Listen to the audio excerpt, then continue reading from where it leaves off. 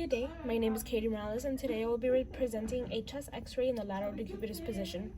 This position is done when the patient is bedridden and cannot stand or has limited movement. The information I will provide today will be helpful in knowing how to do this exam on a patient and its special properties as to why it is done. Let's begin.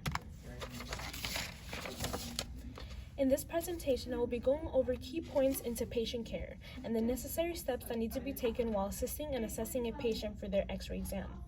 These steps include acknowledging their age, gender, primary diagnosis, and patient history. These are important factors when working in the medical fields, as the patient is the primary reason we are there, and we need to make sure that we maintain optimal patient care. First things first, the first step that should be done when interacting with a patient is introducing myself as the radiology technologist that will be performing the x-ray on them, and at the same time verifying that they are my patient. For example, I would say, "Hello Martha, my name is Katie and I will be doing a chest x-ray on you today. May I ask what your full name is and date of birth, please?" This will ensure that I am assisting the correct patient, and it also makes the patient a little more at ease with the whole process, especially with a good attitude in mind. It also ensures that I am assisting the correct patient, as mistakes may happen, and it's imperative that I know who I am examining. Steps to interacting with my patient. The step one, being in this line of work, patient care is the number one priority.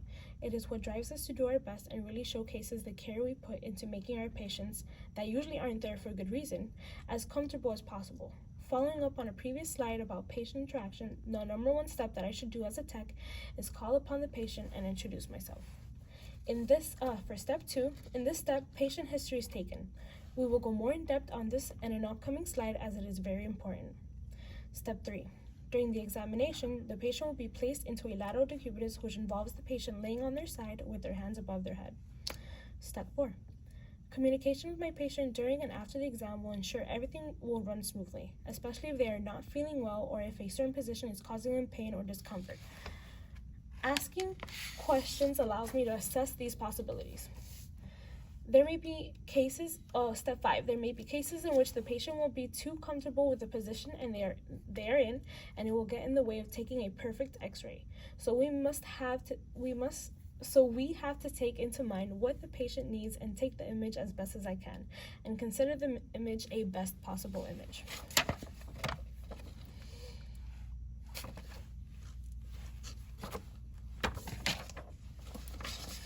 Age and gender. Age is a determining factor on how I will care for the patient, as it differentiates from a child to an adult to an elderly. For example, elderly are particularly susceptible to trips and falls, so as a tech, I have to keep a close eye on them while they are in my care. Gender. And gender is also a determining factor, as not all patients will want to be treated by the opposite sex, so we want to make sure the patient is as comfortable as possible while in our care. If need be, I may need to ask a fellow technologist who is of the same sex to assist my patient.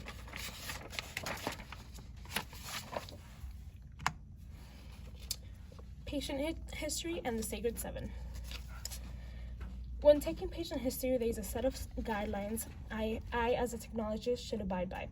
These guidelines are referred to as the Sacred Seven. When interacting with the patient, I will need to start off with a chief complaint, which is simple. Just ask the patient what's wrong. This will give me information I will need to work towards the primary issue. First, we start off with chronology, which finds out the time element of the history, usually including the onset, duration, frequency, and course of the symptoms.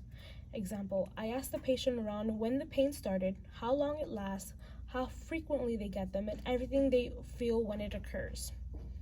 Then we move on to clinical history. This is information available regarding a patient condition, traditionally comprises data on localization, quality, quantity, and chronology, setting, aggravating or alleviating factors, and associated manifestations. Example, I ask the patient where it's hurting, how much it hurts, things that may make it worse like running, or if laying down on their side helps them breathe better. Moving on to leading questions, which is the method of questioning that provides information that may direct answers towards a suggested symptom or a complaint. In this part, I would try to ask open-ended questions to better analyze the patient's answer, like, how are you feeling right now? Which gives room for the patient to describe aches, pains, and etc. Then we move on to localization, which is the determination of a precise area, usually through gentle palpation or careful wording of questions. Here, I would let the patient know that I will be feeling for the area of interest with my hands and have them let me know if there's any pain where I touch.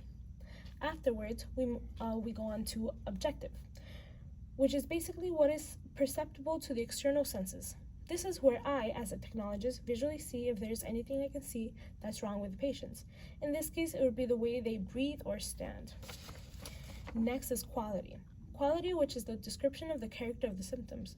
If I were the doctor in this case, I would use a stethoscope to see if I can hear any labored breathing when asked to breathe in deep. This is a telltale sign of pleural effusion. Finally, subjective.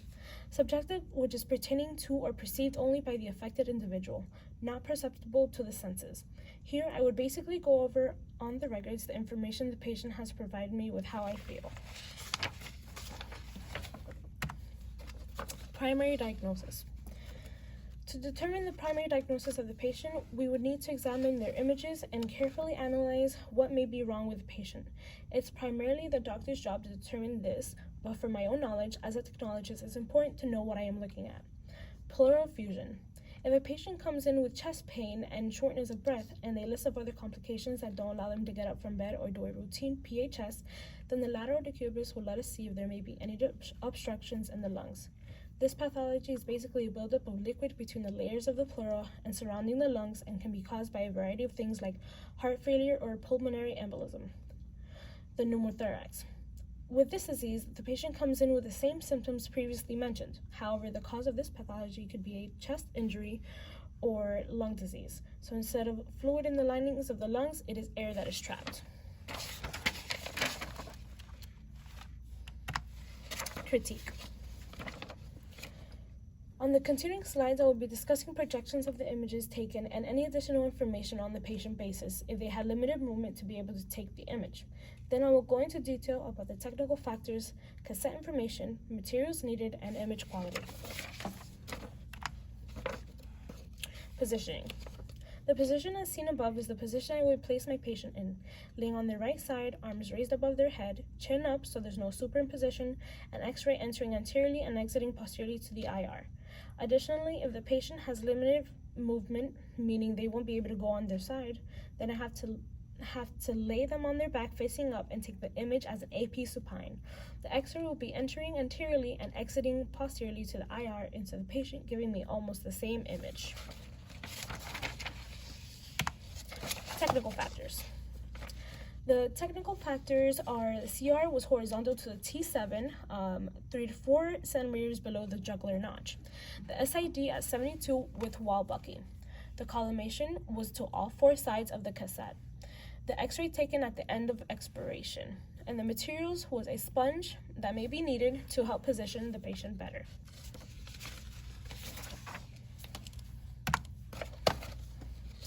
Critique on image quality.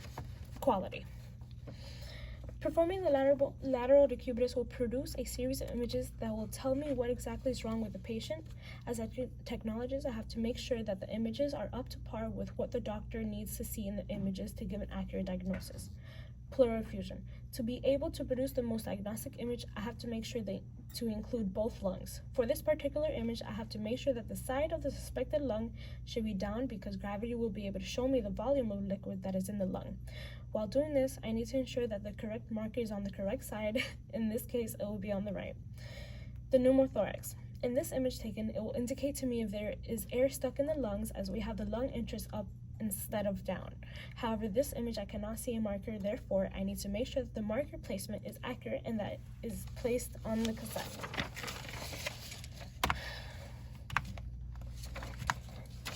Here is a video of me positioning my patient.